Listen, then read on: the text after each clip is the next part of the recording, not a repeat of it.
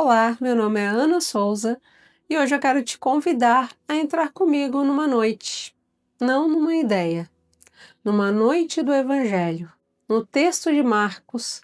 O texto de Marcos não começa com discursos, começa com passos, passos no escuro. E nós vamos começar com uma frase que está lá em Marcos, no capítulo 14, versículo 50, que diz assim: Então, todos o abandonaram e fugiram. Ali Marcos diz que Jesus é preso, sem resistência, sem defesa. É uma frase curta, quase seca. E essa frase não fala de covardia, fala de limite humano. Antes de julgarmos os discípulos, talvez seja importante reconhecer quantas vezes também fugimos quando a fé começa a esmorecer. Marcos nos mostra um Jesus, um Cristo, que não escapa, não se explica, não negocia. Ele se deixa conduzir. E esse é o primeiro escândalo para os discípulos, porque é mais fácil seguir Jesus quando ele cura, quando acolhe, quando ensina. Mas quando Deus entra no silêncio, quando a força parece ausência, quando não há uma intervenção divina, é aí que a fé treme. Pedro vê isso. E algo dentro dele começa a se desorganizar naquela noite.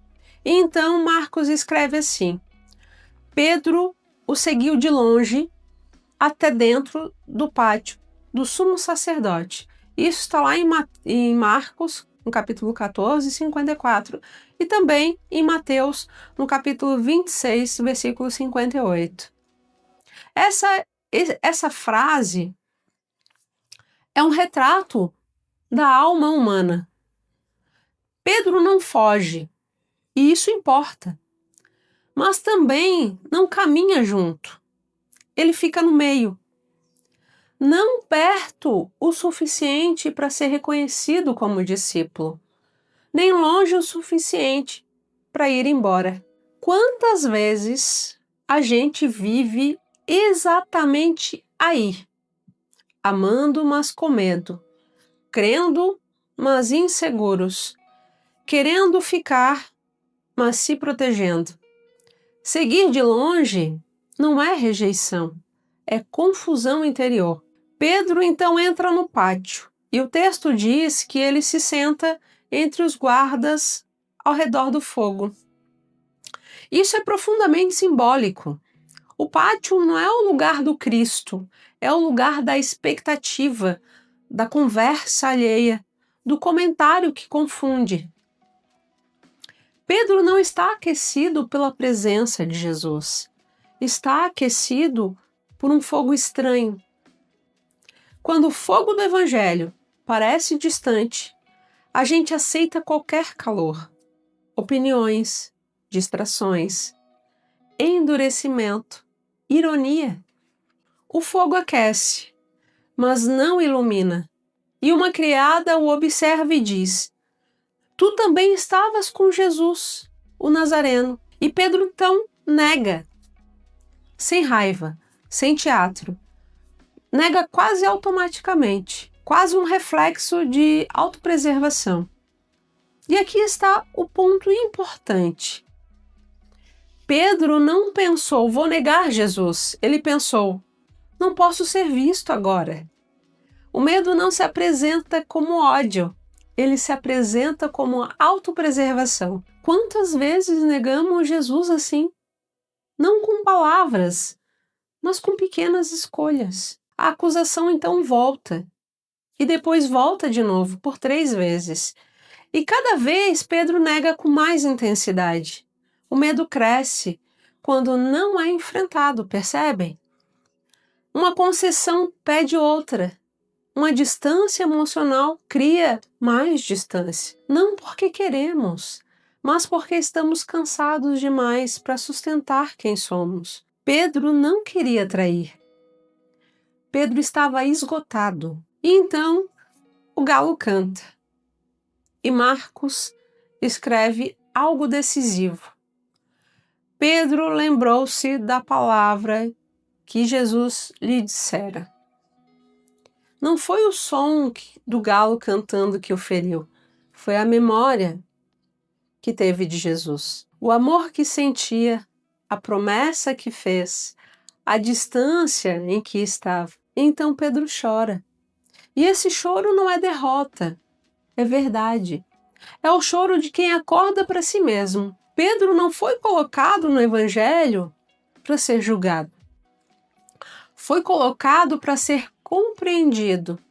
Ele representa a todos nós nos momentos em que a nossa fé existe, mas a coragem falha.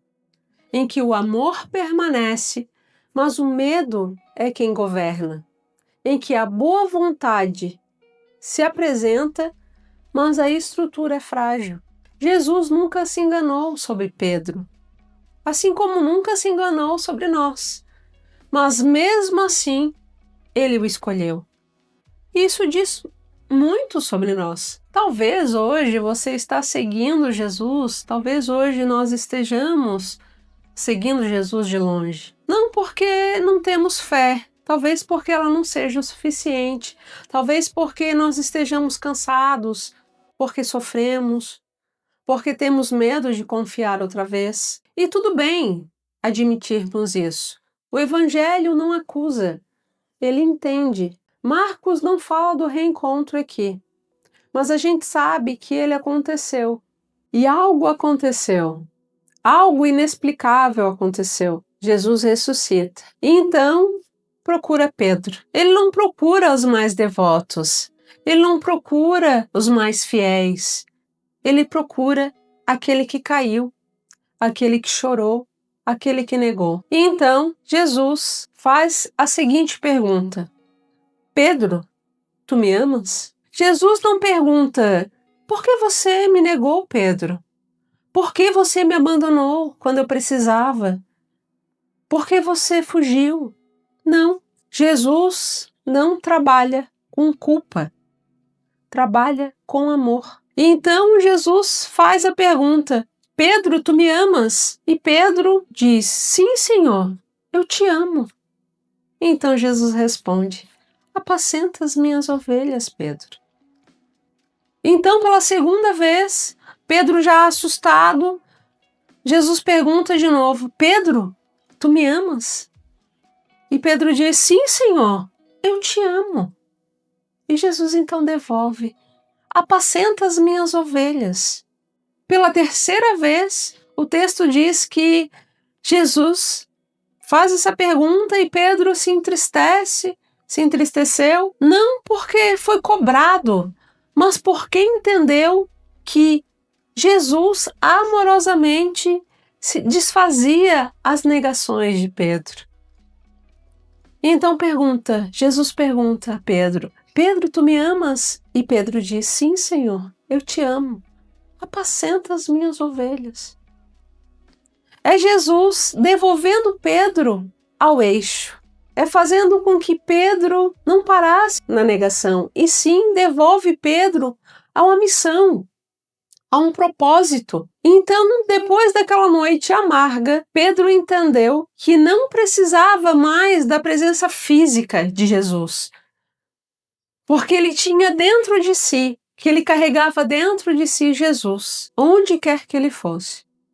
E assim acontece com todos nós. Porque, meus amigos, a nossa maior falha não determina quem somos. Jesus nos devolve missão, propósito. Nós podemos fazer viradas a partir das nossas falhas, quando não nos culpamos, quando não nos deixamos paralisar pelo medo. E é isso que Jesus nos traz. Nós podemos começar seguindo Jesus de longe e podemos terminar seguindo Jesus de perto, de dentro. Porque Jesus ressuscita.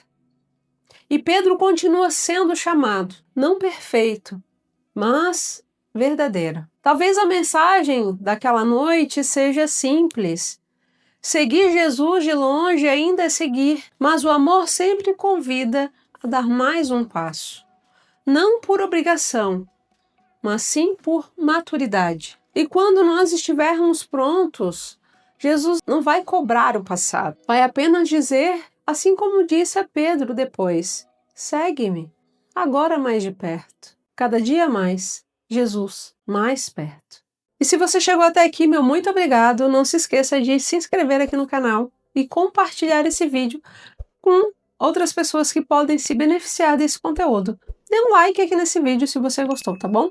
Muito obrigada por ter ficado comigo até o final. Beijos, fiquem com Deus e até a próxima.